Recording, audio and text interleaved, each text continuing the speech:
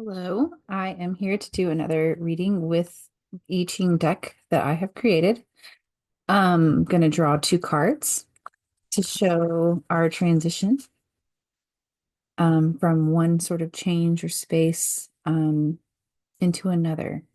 And that is commonly how I Ching readings work is you're getting kind of a sense of where you are in time, what kind of time, what's the quality of that time and that change that you're in, and what is it moving into. And that is generated through changing lines. Those lines can have different kinds of meanings and significance within readings. There's a few schools of interpretation. I'm going to most generally be working with the idea that they are points in time, progressive points in time, or developmental, which part of development perhaps that you're sitting in within that change. So for now, I'm asking the spirit of the elements to speak to us and give us the message that we need to hear for where we are at this point in time. If you're enjoying these readings, I would love to see you subscribing. It helps my channel a lot. I'm kind of a new creator on YouTube, and so I appreciate support in the form of subscriptions or likes on my videos. First card coming up.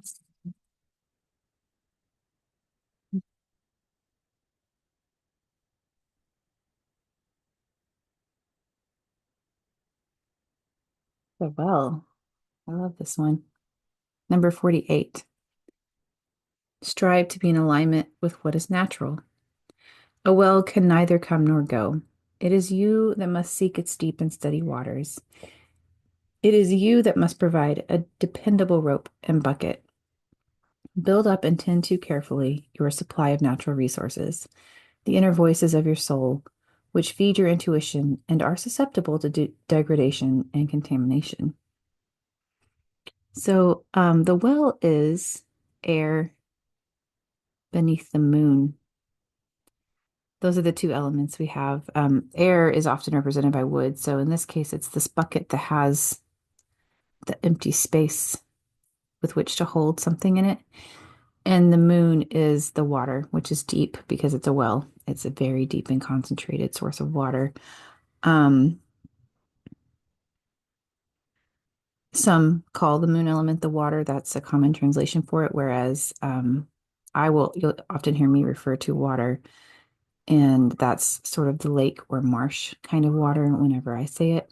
And when I'm talking about the deep qualities, the sort of spiritual qualities of water, then I will be using the moon as the term. Let's see what our next card is.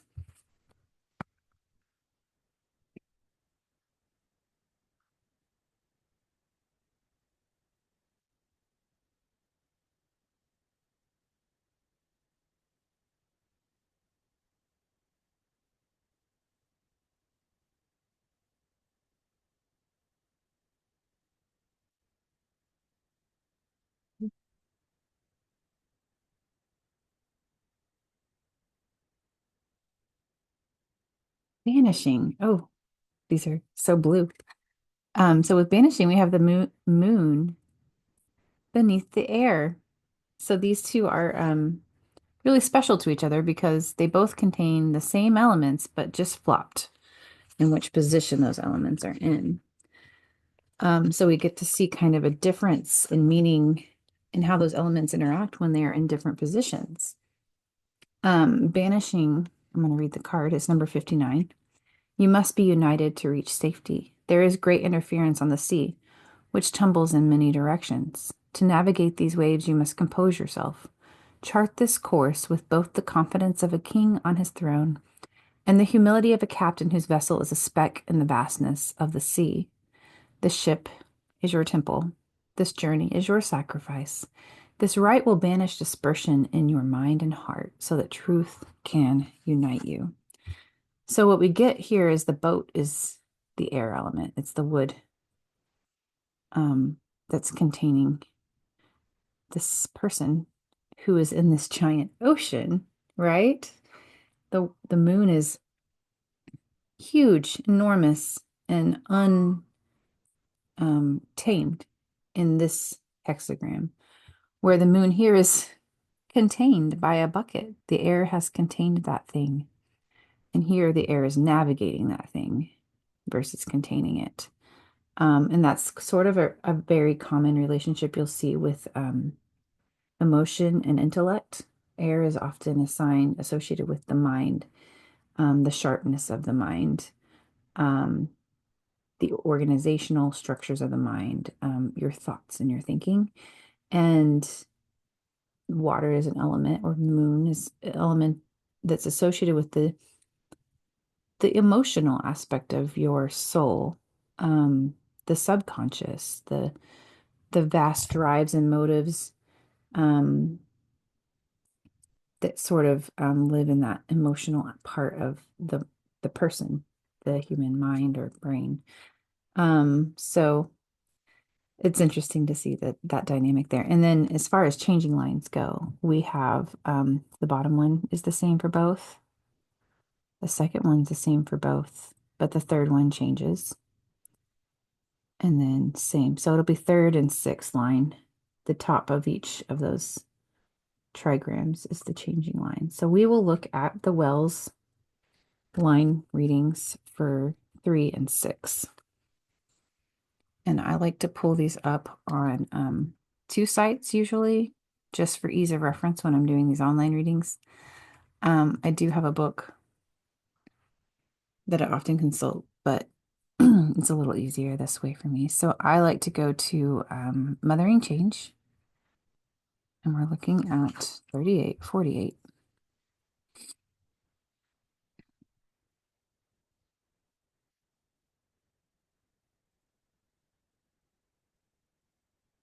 The well is associated with the source of life-giving water. It's this hub in a community that's vital. You don't you build your city around where you have that source of water that is life-giving. Um, it's a vein or yeah, it's a well. And the advice to the superior individual given by the well is this. The Junzi encourages people to work for the good of the public and to help one another for a better life. The superior comfort the people and encourage reciprocity.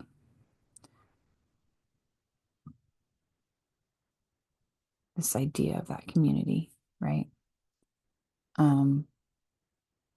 Working and helping and mutual support. Line 3 reads, the well oozing, not taking in. The well has been cleared, but no one drinks from it. And it's a sorrowful thing. Interesting.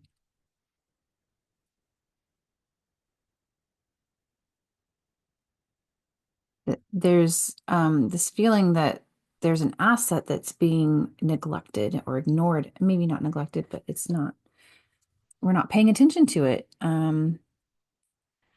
And so like a power that is being wasted, that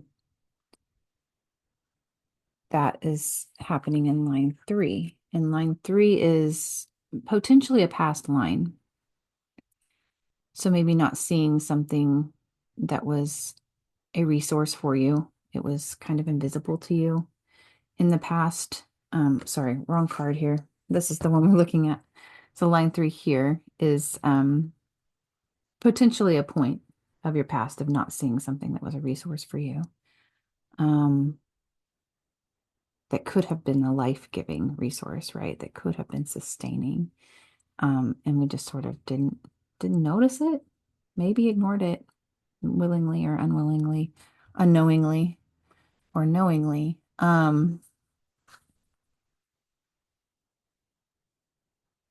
So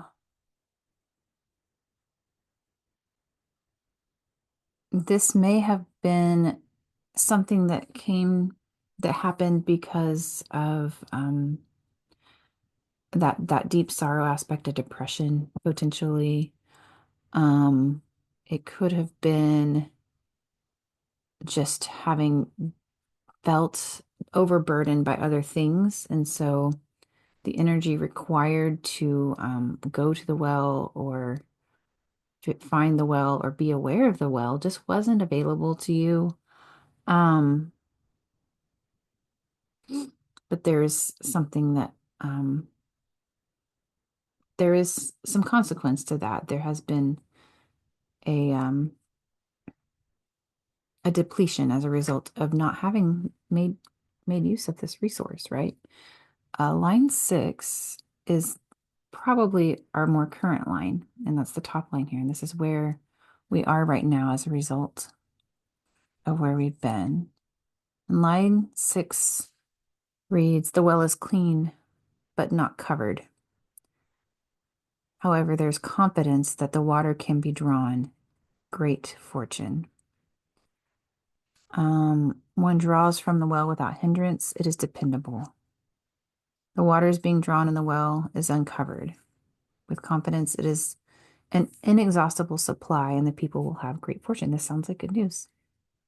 So truth flows freely, and so we have moved from this place of a neglected resource to like, oh, there it is. It's right in front of me. I can see it really clearly. It's not covered or hidden or obscured in any way. This is my well. This is my source, that will sustain me, and I can see it now. The only mistake would be to not go and get a drink from that well. That is the only mistake that could possibly be made. Um, it's really important to not ignore or neglect or hide or um,